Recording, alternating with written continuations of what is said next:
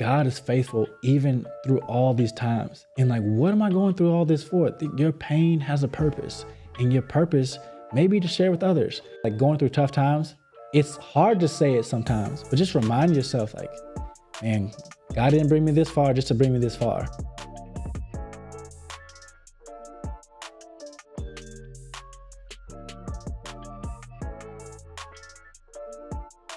Welcome back to another episode of the Cultivus podcast. I'm your host, Dave Carroll. The Cultivus podcast is where we share stories of adversity that God uses to cultivate resilience, growth, and purpose.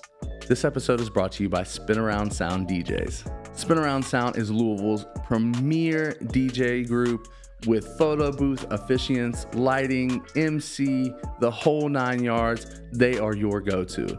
Give them a call today at 502-468-4134 or go to spinaroundsounddj.com. Here with me today is my guy, one of my best friends, my former co-host in our previous podcast life, my guy Deverin Muff. Hey. Welcome to the show, man. Yeah, glad to be here. This is, man, you moderated our first episode. Yeah. We've hit a few since then. We're figuring it out. We're going over the bumps in the road and everything. You're back, but it's time for me to hear your story and to help tell your story. And I'm super excited. Right now. Like you are in the hot seat. Oh boy. Yeah, you are in the hot seat right now. So let's start off, man. Tell everybody a little bit about yourself, who you are.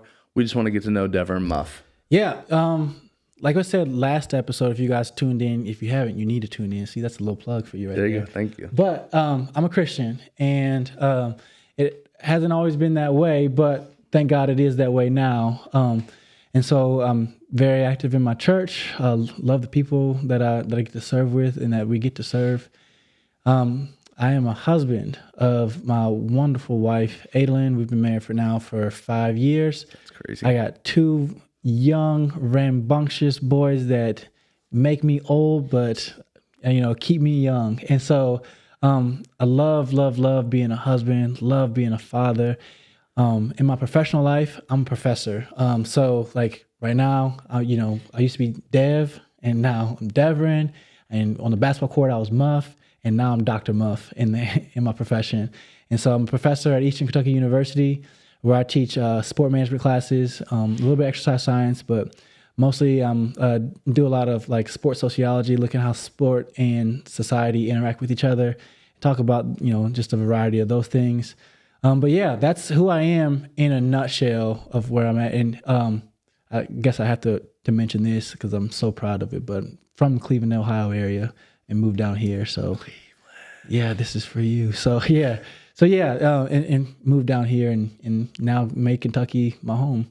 Love it. I'm glad you're here, man. This podcast, man, we talk a lot about, just the things that we've experienced in life and how these points of adversity and these points of greatness and success, but also failure and hurt and suffering, how they kind of lead us to where we are, right? So I really want to kind of go back in this time machine, right, a little bit with you, and I want to hear how like God has pruned and prior to even pruning, tilled your life and pruned you and moved you and replanted you and cultivated you into where you are today. So if you can give like a story that links us back in time to, those turning points or a turning point that really you see that cultivation in your life beginning. Yeah, that's a super interesting question. I love like the concept of this podcast because of these questions. I think my story would begin when I was in high school. I would go to church off and on. We would go to church. We were really busy with like travel basketball and stuff like that. So a lot of times we were out of town and I would miss a lot of the things that we were talking about in church, and because basketball was happening on Sundays. If you've done AAU basketball for a while, like championships are on Sundays. And there was a time where I was in high school and I was very active on my basketball team, and my teammate, he died in a car accident. I was talking to him the day before. It was July 19th when I was talking to him, and on July 20th, he gets in a car accident with him and his girlfriend. And he's the same age as me at the time. And for me, I guess like when you're a teenager, you kind of don't think about like the brevity of life. And I was thinking, it just like hit harder when a teammate died. I had grandparents that had passed away, and relatives that passed away, but they were older, so it's like, they're supposed to. But having a teammate that died really like shook me, and I got to a point where a lot of people get to is, if God is so good, then why did he do X, Y, and Z? So if God is so good, why did he take away my friend who, in my mind, he didn't do anything wrong? Like, why did he do that? And so I wrestled with that for a while, and I got to the point where I just thought, well, if I can't answer it, then it can't be true. So I don't know like the correct term of the time, like atheist, agnostic. I just know I wasn't a Christian at the time. I think that's just fair to say. And so I lived the next 4 years of my life like that. And there were times where I felt just emptiness, and try to fulfill it with just a lot of different things that just weren't going to fulfill. And then, so I was in high school when this happened, and then I went to college and still kind of feeling that like emptiness and that burden of like, none of this is real. What is the point of all of this? But basketball was my like consistency that I had. And so I get to freshman year in college, and if you've ever played sports at like an elite level, and the first time you get there, you're like, whoa, this is a whole different thing. And I got splinters in my butt from sitting so long on the bench. And it just is what it is. It's just a learning process that happened. So basketball is taken away from me at this time. And then people around me that I became friends with, they're becoming Christians. And if they were Christians, they're becoming stronger in their faith. And I met you like that my freshman year. And so at that point, I'm getting like more and more angry. Like, why are you guys believing in this? And so I remember spending lots of time like reading and researching like other religions, other faiths, like other philosophies, just seeing like what they think. And I could disprove a lot of the things that the other people believed, or at least explain it to a point where it just doesn't make sense to me anymore. But the one thing I couldn't disprove was that there was a man named Jesus that existed and that lived a life. And so all these people would invite me to like church and invite me to campus ministries and whatnot. And it kind of like irked me. So I would try to like shake them and rock them from their faith. And I remember going to an open gym one day, and I was a sophomore, into my sophomore year in college. And there was someone there who was the leader of a campus ministry. And I thought to myself, if I can get this dude to stop believing, then this whole thing is going to stop. And then he came up to me actually after the open gym, said, hey, I want to talk to you. I said, great, because I want to talk to you too. And so I went up and we talked for like 3 hours, and I was like hitting him with the heavy hitters. And this guy is not like, he probably listens to this podcast, but no shade. He's like not like a super academic guy. He just kept sharing the gospel with me. The good news of Jesus Christ, that he came and lived this perfect life that we could live, and rose again on the third day so that we could be with him again. And I just kept asking these questions over and over. And he's like, just give it a chance. Just give it a chance. And he just kept sharing the gospel. And after 3 hours, he just said, hey, look, man, I got to go home. I got kids. So why don't you just give it a chance and just talk to me about it, when you get home. So I went home, and underneath like my pile of dirty clothes that I had, another campus ministry had given the whole basketball team Bibles. And I opened up one of the Bibles, and I said, well, I'm going to talk when Jesus comes in. So I'm going to start at Matthew. I got to Matthew. I started reading. I got all the way to Matthew 16, and I got to the verse that like really hit me hard. It's, for what good is man if he gains the world but loses his soul? What should man profit for his soul? I was like, man, I've given up my soul for a lot of things that's not really fulfilling me.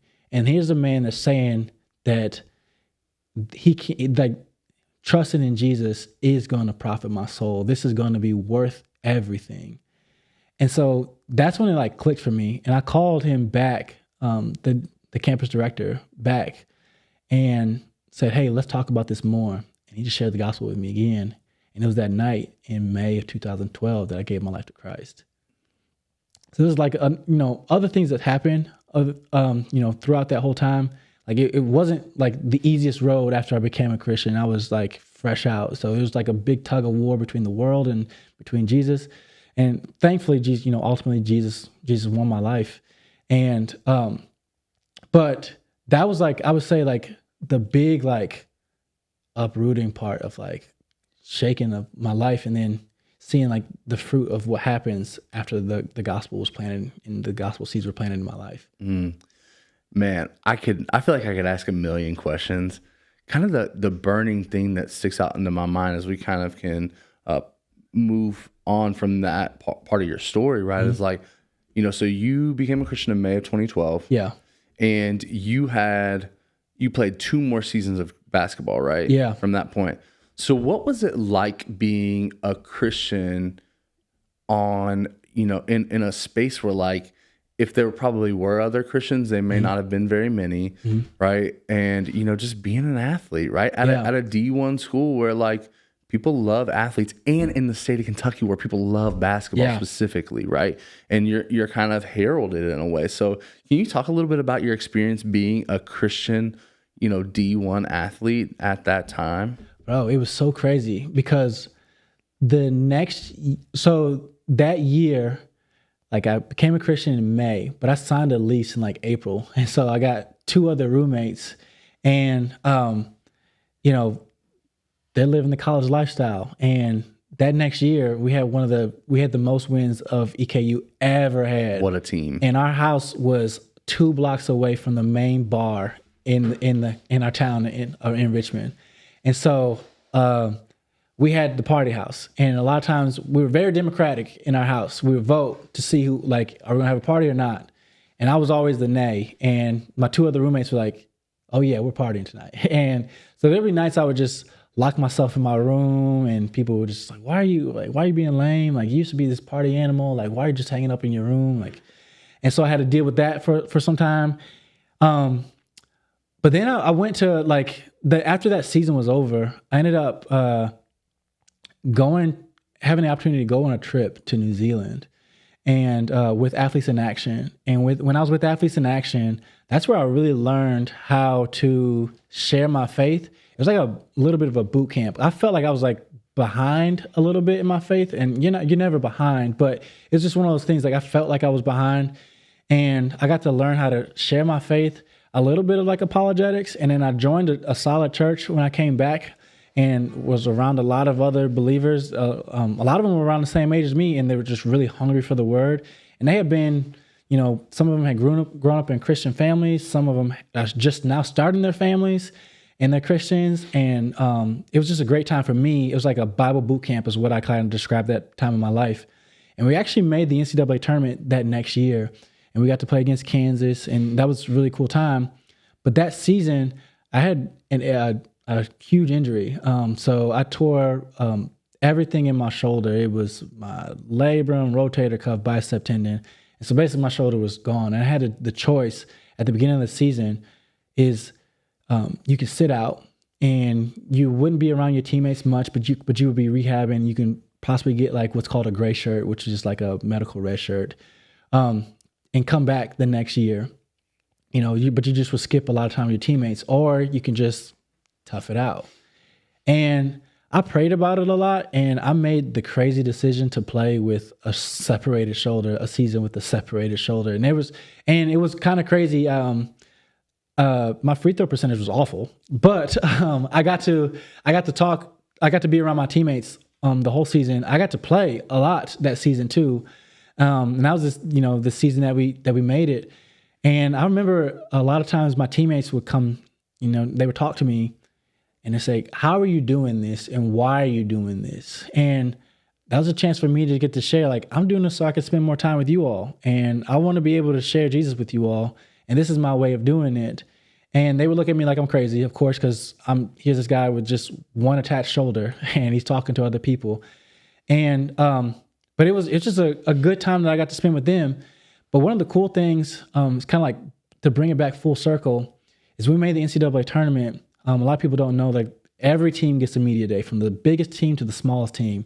And you get to sit in your locker room on media day, and they all just flood in.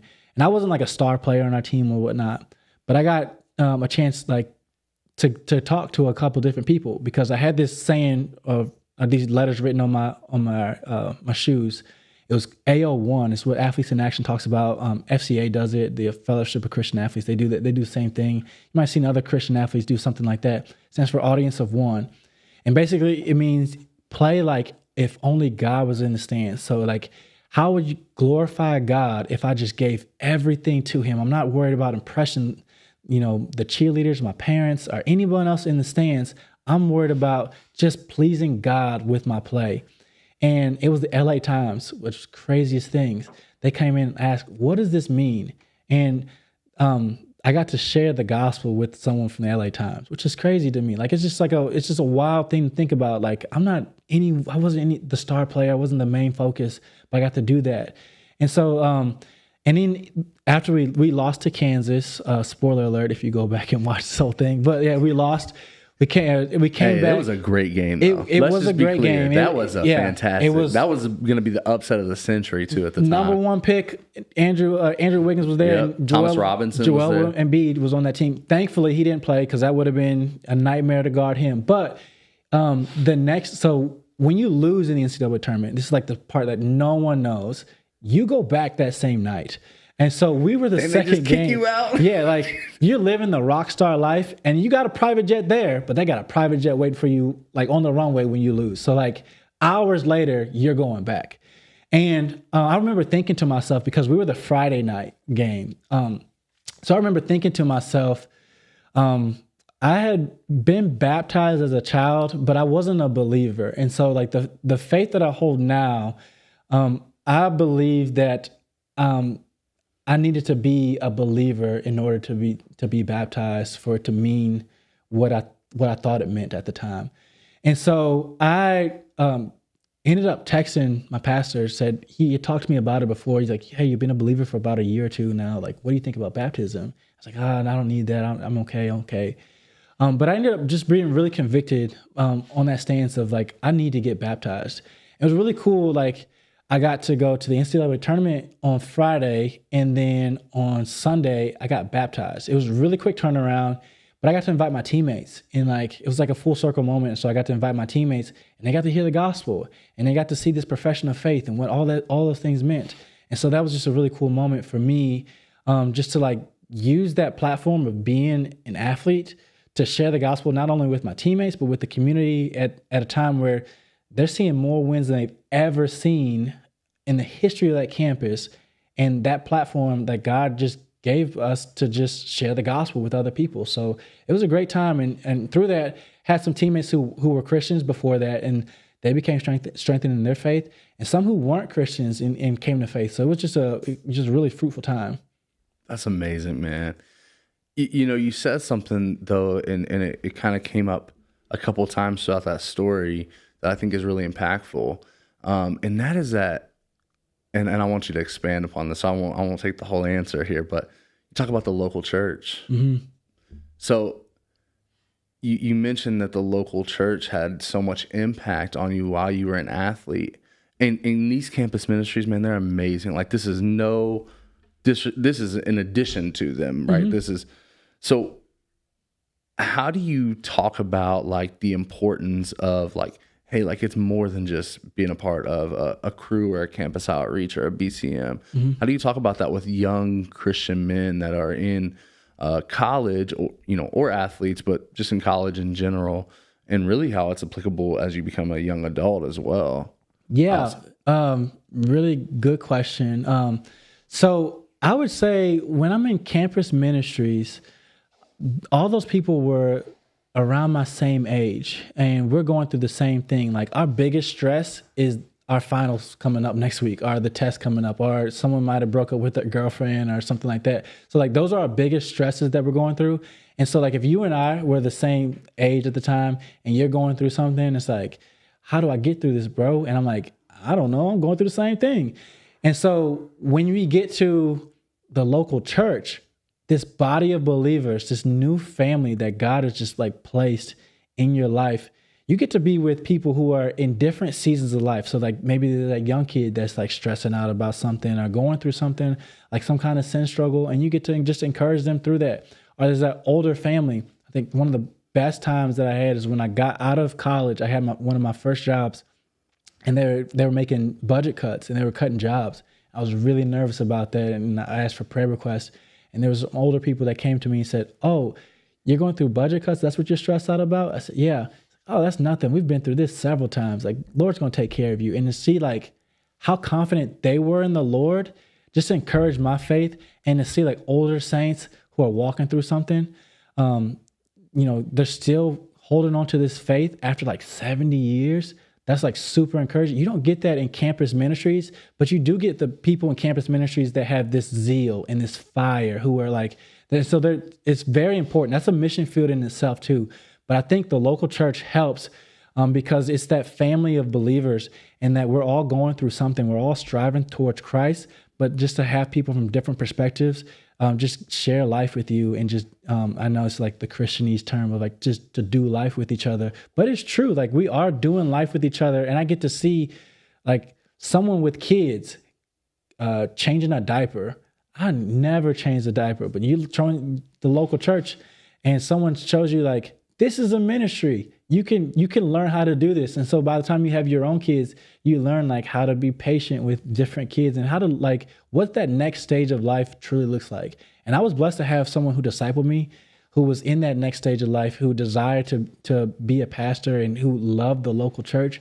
And so that was never like a tension for me, but it was great. And so I would tell people who were in college right now, like, that campus ministry is great. It's vital. Those are great. But that local church, man, it's gonna last a long time. And that's that campus ministry is more of like a mission field, and that local church is like home base. It's sending out people to do those missions within the community and throughout the whole world. That's amazing, man. And it's been so cool. Like, so, you mentioned it earlier. I've known you since 2011. In some capacity, which is a long time, Dave. 13 years, bro. Old. Yeah. Like, I've almost known you half my life. Like, that's kind of crazy to think about. I mean, I'm not 26 anymore, so I can't say that. I'm 32. But anyway, I've known you for a long time. Yeah. And in 2014, we were going to church together. Mm-hmm. And for the next several years, we went to church together as we, were in Richmond and growing up, and you were still in school and working, and so was I. And so, I think back to that time, and like you were at the hospital when my daughter was born. You were there. Like, I was like barely a step ahead of you, Dave, right? this is so crazy because I have so many pictures of me holding kids in the hospital, and like now having my own kids, and like knowing how special of a time that is to get that phone call is like, hey, come up to the hospital and like hold my child. Like, that's so wild. Yeah, it's crazy. Yeah, but like, one of the cool things that I think back on in that time was like, I felt like, again, this is kind of going back to having some status and some clout as an athlete. Like, one thing I always admired about you, and have always admired about you, is you never like took any opportunity to share the gospel lightly. Like, whether you were sharing the gospel with 4-year-olds in a class at by the way, our church at that time, we met in a middle school. Mm-hmm. We set up every morning, tore down every day. It was a lot of work, but man, it was worth it, right? Mm-hmm. But like, you were literally in a classroom at a middle school teaching 4-year-olds the gospel, or 2-year-olds or whatever. We would have these VBS, things. You and I ran a basketball camp together twice. Yeah. Whether you were talking to college athletes that were in the same boat as you, or you were talking to 2-year-olds, little white 2-year-olds from suburban America, mm-hmm.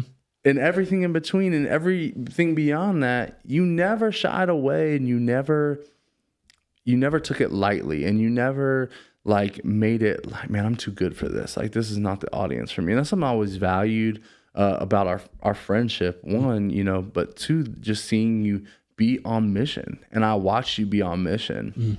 And so I kind of want to talk about, so you graduate college, right? Mm-hmm. Spoiler alert, you didn't go to the NBA. Yeah. You didn't go overseas and play basketball. No. So what was life like after college for you? Again, we've touched a little bit on the local church aspect, but like, post-athlete life, like, what did that look like for you? Yeah, that was a weird time. It was like I remember when I first, So we lost my last game by a buzzer beater. So it's like the worst way you can lose. And I still like remember the play to this day, which is kind of crazy. But we lost my last play by a buzzer beater. I remember being so like hurt because it is like the death of an identity. Like you've played, this sport at a high level for so long, or you play sports for a high level for so long. So I remember just like not knowing what to do. I remember going to my coach the next day, like, all right, so what's next? He just says, go take a vacation. And I ended up hopping in a car with a bunch of other college dudes and driving 27 hours to Colorado and going skiing. So it was a fun little trip. But when we got back, I thought, okay, I need to stay active. Like, what does life look like? And so I woke up at like 6 a.m. and I drove to the rec center to go work out. And I get to the rec center and I get to the weights. Like, no one's written down a workout plan for me. And I felt so lost. And I walked straight out because I didn't know what to do. And that kind of like defined kind of like the next couple of years of just like not knowing who I was without this sport. Because remember, the gospel was shared with me through this sport. I had a platform through this sport. And so even in like, not only like my personal life, but the platform that was given to me, the gospel was shared to me through sport. And it was such a weird time. It's like, well, I don't have this platform anymore. I don't know. I'm not doing this for recreation or even competition anymore. I don't understand like who I am in this life anymore. I mean, because it is like a death of an identity, for lack of better terms, of like who you are. And so it was a tough like transition time of like, who am I? And I think going back to that foundation of Christ and like who he says you are, that that you're adopted in him, that you're loved, right? And that you have this great inheritance in him. Those are like things that like I had to like keep reminding myself, just keep preaching the gospel back to myself, that I was never just a basketball player just for basketball's sake. That was just merely a tool to get the gospel out to other people. It was never supposed to be the ultimate destination. My ultimate destination is in Zion. It's heaven is where I'm going. And so using those things helped me out a ton, but it was tough. I remember like having my first job and like, there's a way that you speak on the court to get things done. So like, hey, there's a screen coming. Like you're yelling at somebody and you're trying to get things done. Like get over the screen, like go get that rebound. And you're just, even in coaching, sports culture just kind of has like that like immediate, like you need results immediately. And I remember having to work with teammates in like a work setting and like, no, you need to get this done now. And like, hey dude, like it's not that intense. We're just trying to get this spreadsheet done. And so like, it was just like a whole different, like relearning, like how does work function? Like what does life look like after sport? And then I'm learning like how to use some of those skills in sports, like the leadership qualities and like the communication things, learning how to use those things and translate that to life. That helped a ton. But ultimately, like I said, just, the gospel message never changed.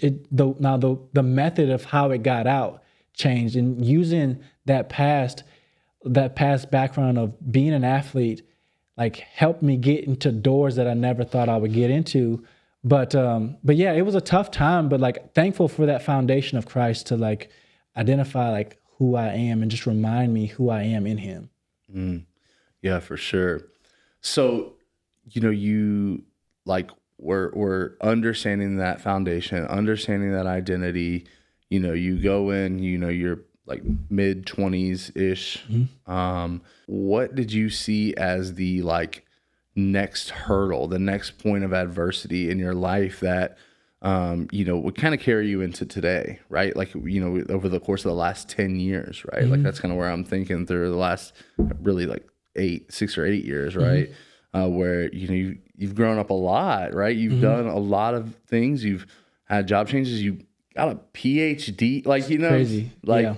like the last like 4 to 6 years have been wild. So like, I would love to hear like, what that time looked like for you. Yeah. So when I finished my playing career, I actually finished with a graduate degree because I had redshirted, and I mean, long story short, I never thought I was going to finish college. So like, it's crazy, like me being like a doctorate now, like I never thought I was going to be done. And so I just remember just talking to my dad about these things, and he told me like two things. Is one, leave this place better than when you found it, and two, just try, just give it an effort. And I remember my first class, my freshman year, I got like a D in one of my classes, and the teacher was from Cleveland, so I thought she was going to give me the benefit of the doubt. But it's college; they're not going to do that.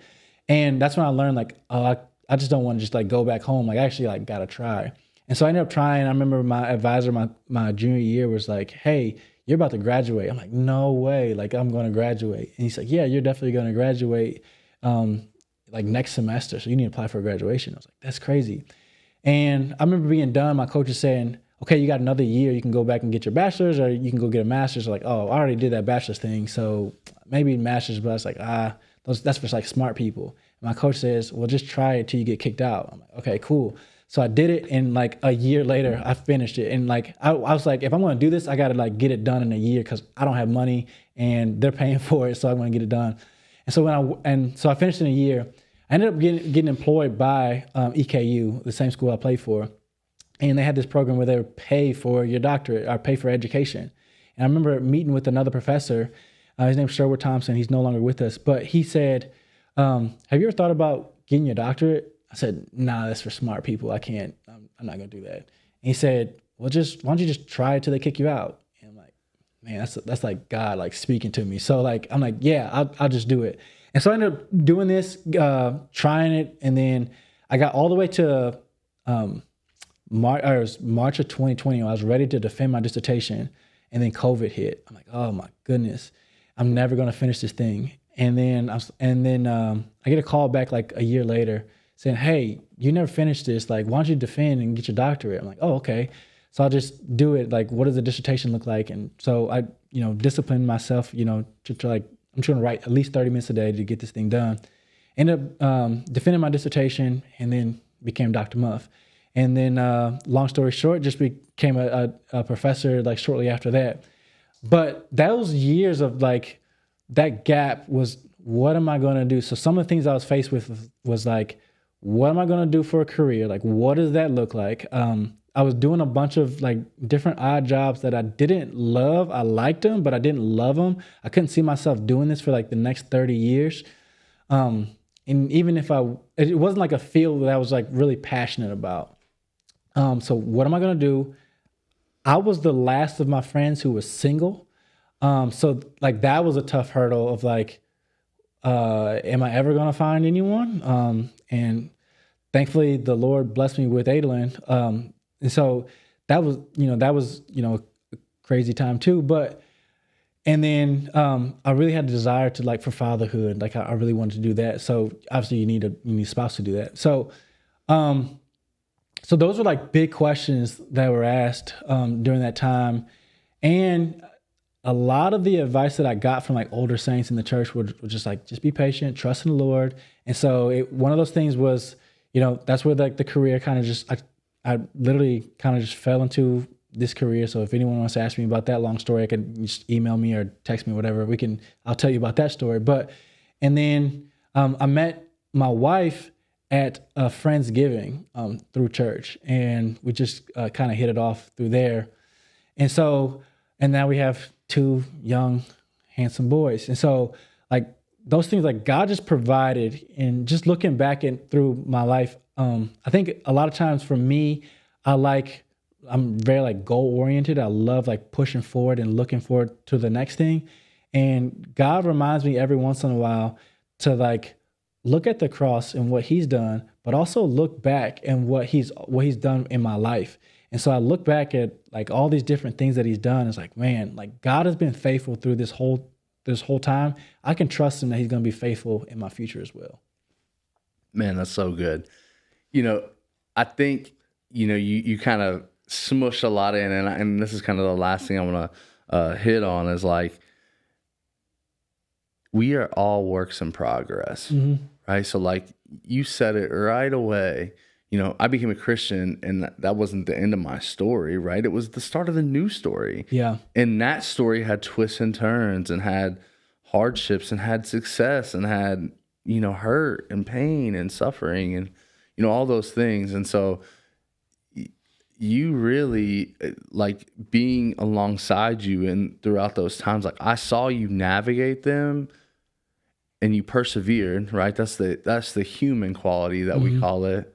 But like, God calls us to be faithful and obedient. I tell my kids every day, obedience brings joy. And what I'm telling them is that when they obey, or what I'm not telling them is that when they obey, everything's going to be great. It's going to be perfect. They're going to have so much joy because I told them that they couldn't do that, right? Like, that's not the case.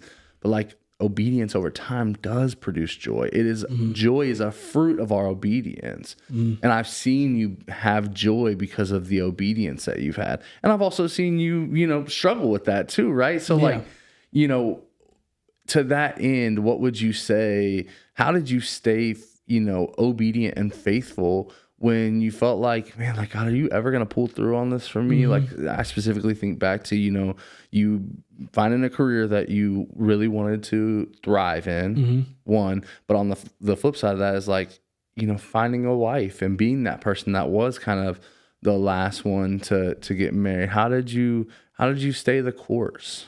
Yeah, that's a really good question too. It kind of reminded me when you're talking of Dietrich Bonhoeffer quote, is that faith, we show our faith through our obedience. And then you kind of completed that whole full circle, that our obedience brings joy. So like a lot of those words, like obedience kind of like feels like it's kind of like rigid. I don't know.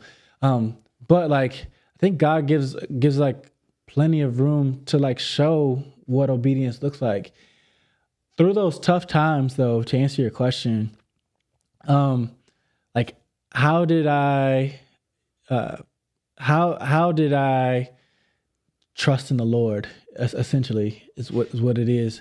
A couple different ways. God's word. I know this is going to sound very Christianese to people, but it's the truth. This is how I did it. It was God's word and reading through the stories in the Bible and the personal testimonies of people and what they went through, and just seeing how faithful God is over and over and over again, and how much we fail him, but he's still going to be faithful to us. That was a really big encouragement. Seeing it in real time in other people's lives, like, God, you've been good to them. And it's not like I'm just a wayward child that you just don't like. I know that you've been good to me too. So I just have to just keep trusting that whatever your plan is, it may not look like what I planned it out to be, but I know it's going to be for my good and your glory at the end of the day. And just looking at other people's lives. So this is, again, it's going back to like being around other faithful Christians who are living this life. That helped me out a ton. And I would just say, like I mentioned before, just looking back at your life, looking back how God sustained you throughout this whole time. And even if someone was listening to this and they were saying, well, yeah, I had other tough times in my life that I didn't think that God was even there. And just think about when you make it through, the lessons that you learn through that. Like, why did God bring you through these things? And look at because you've learned those lessons, because you've gone through those tough times, now look how God is blessing your life and how you can bless others. Like that testimony that you just went through is going to help someone else out. One of my favorite pastors to listen to is Dr. Eric Mason. And he said in one of his sermons that there's 3 stages of life. You're either in a storm, about to be in a storm, or coming out of a storm. And for those people that are in a storm, like just like that reminder that you're not going to be there forever. And it may be a really long time that you're in it, but it may be even until death. But even like if you're a Christian and if you believe in Christ, then you'll be with God. That storm's going to end. And if it ends on this side of heaven, and then you're out of that storm, that's fine. Like you can share that with someone else who's in that storm, who's going through something, and just know like it kind of just keeps us on edge. Like even when I'm in that storm, God is my umbrella, and he can still shield me from a lot worse things than it could have been. And so, I mean, just being reminded that God is faithful even through all these times. And like, what am I going through all this for? Your pain has a purpose, and your purpose may be to share with others. It's going to be, and it's going to be for His glory and your good after it all, because I know some of the stuff that I've gone through, and I think to myself, man, God's got me. He's like, I've been through some tough times. God's got me. And it's been, even now, like going through tough times, it's hard to say it sometimes, but just remind yourself, like, man, God didn't bring me this far just to bring me this far.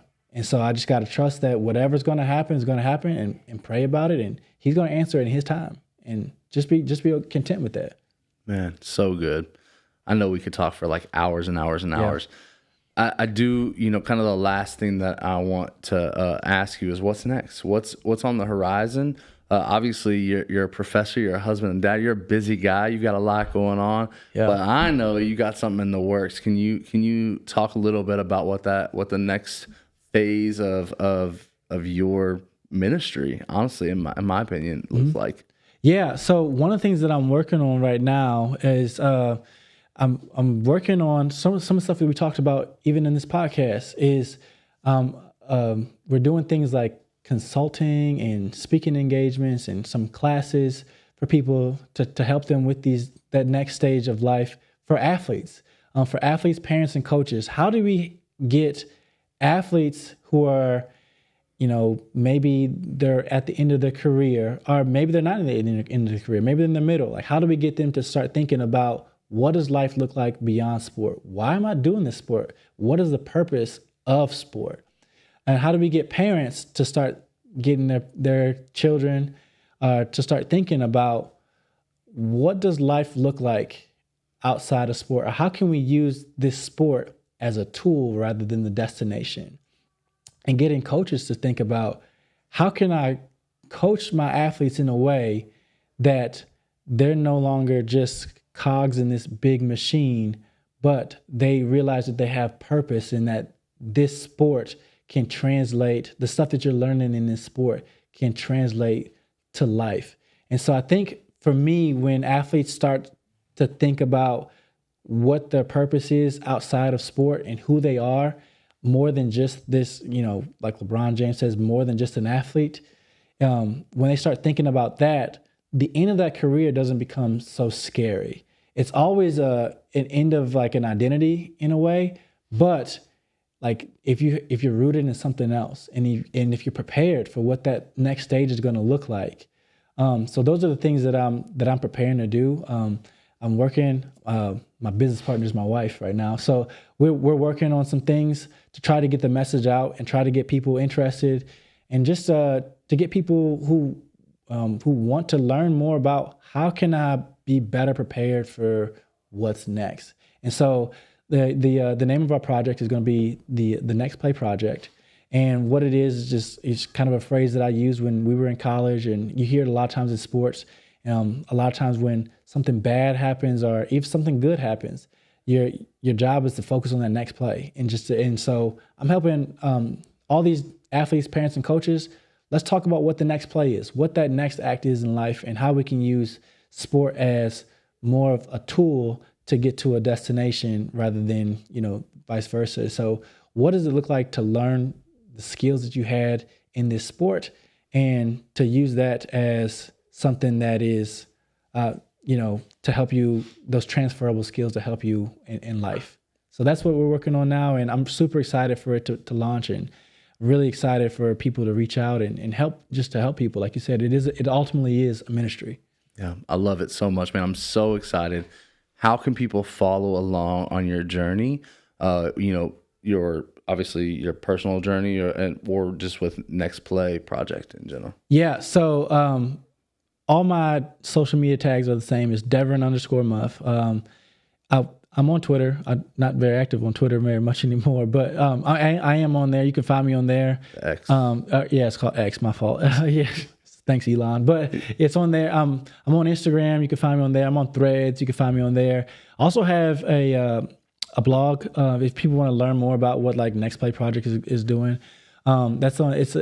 You can find that also on all my socials. There's links to that as well. Yeah, so we need to put that in the description down below. So make sure you subscribe to that for sure. I'll send it to you all. So I'm giving people just different tips on how to navigate these different waters and stuff like that. So you can find me on those social medias and just reach out to me anytime you want to, and I'll be sure just to get back with you and let's have this conversation, because I mean, this is something that I even teach in my classes, and I'm helping out athletes because I've seen way too many athletes struggle with these different things, and I want to be able to help them. So they can reach out to me and let's have this conversation. Let's start the conversation. Let's get the ball rolling. I love it, man. I'm so excited for you in this season. Thank you for being on. Thank you for supporting me in so many ways.